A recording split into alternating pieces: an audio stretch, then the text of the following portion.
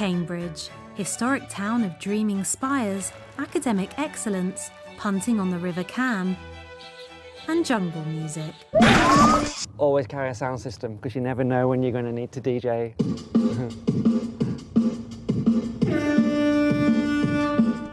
So I live in Cambridge, and I'm a scientist, but for the last few years I've been running a company that I started called Materialernes, and it's all about adding interactivity to print.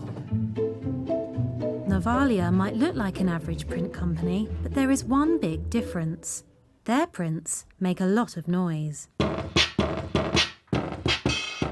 So this drum poster's fun, you can touch it, it plays some beats, but we also make print that is Bluetooth and can connect through to your smartphone and then can connect onto the internet.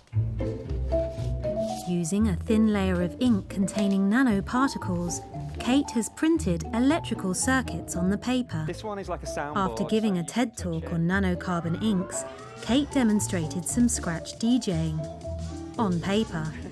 Then she was contacted by a very special fan.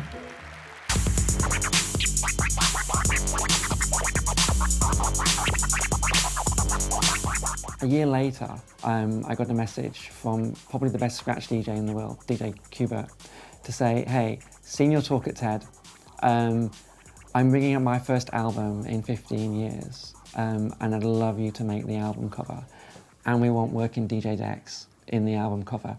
And we've partnered with the DJ app company, and it's probably been the hardest thing we've ever done.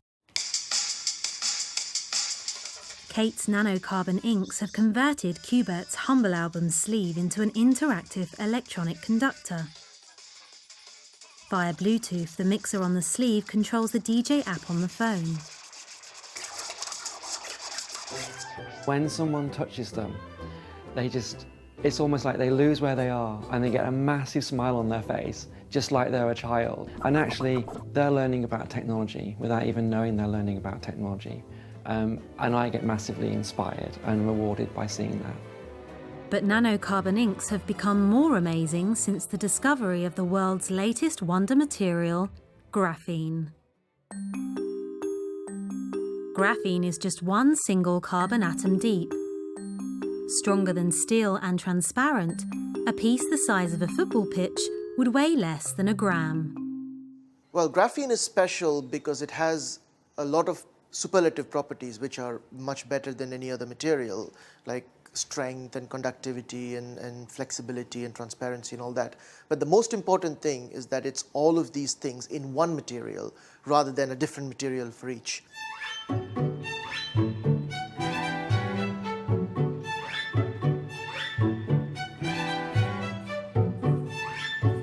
Graphene was first isolated at Manchester University. It may be the most advanced material in the world, but it's produced from graphite, or as most people know it, pencil lead.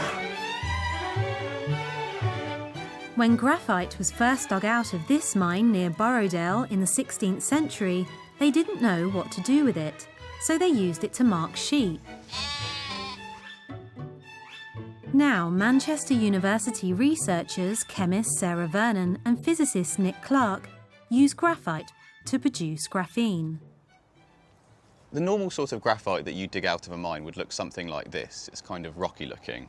But if you get really lucky and find a nice pure piece, it will have this shine to it.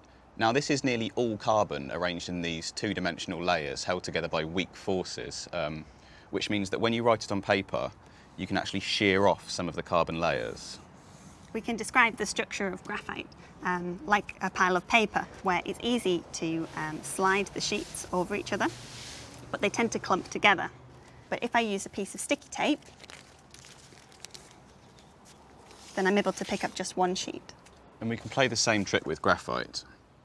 If I take a flake here and stick it down onto sellotape, I can then peel the rest of the flake away, leaving a thin layer of graphite behind.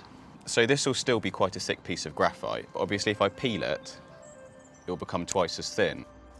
Split it again to make it 4 times as thin, and then 8 times as thin, and I can keep going.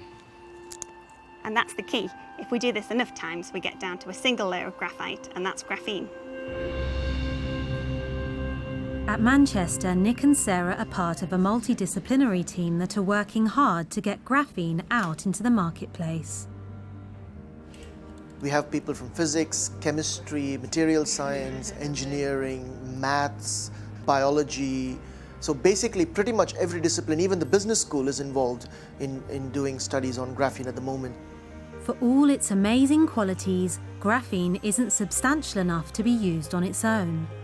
The Manchester team are working out ways to layer graphene into other materials to change their properties.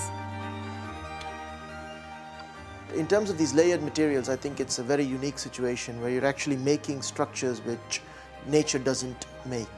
If the team can scale up the process of graphene layering, the possibilities are endless. Flexible screens, improved solar cells, DNA sequencing, and even faster electronics. Keep a smile on your face.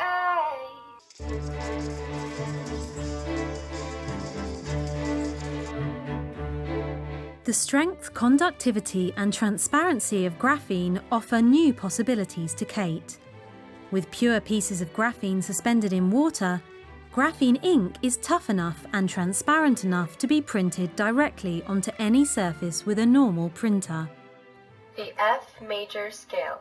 There's a piece of transparent plastic laid over the graphics, and on that transparent plastic we've printed some graphene ink, and we're using graphene as a transparent conductor. So when I touch this button, it connects to my phone and makes the music play. So we've created a fun experience, but actually its purpose is to inspire. And we have no idea where this is going to go or where graphene is necessarily going to end up. More likely than not, it's going to be combined with other inventions, other pieces of technology. And it's when we combine those things together that we end up with properties, experiences, or technology that we'd never dreamed could happen.